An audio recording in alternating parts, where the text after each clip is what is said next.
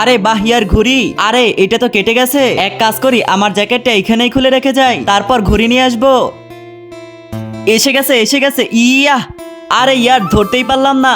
ইয়ার অনেক ঠান্ডা লাগতাছে, এক কাজ করি জ্যাকেট পরে আসি।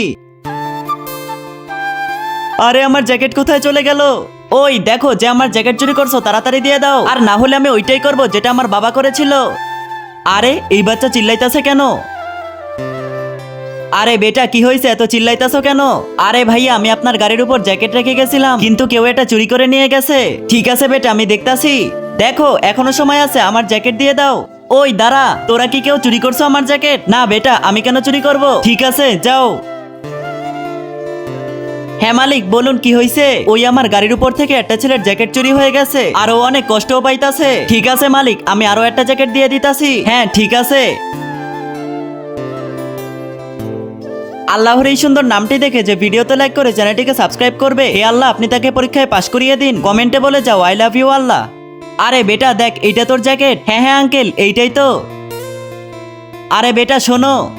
আরে এইটা তো বলে যাও তোমার বাবা কি করছিল। ঠিক আছে, শুনতে চাইলে শোনো। ওই একবার পিছনের মাঠ থেকে আমার বাবার জ্যাকেট চুরি হয়ে গেছিল, আর তারপর তো ওই জ্যাকেট আর খুঁজেই পাইনি।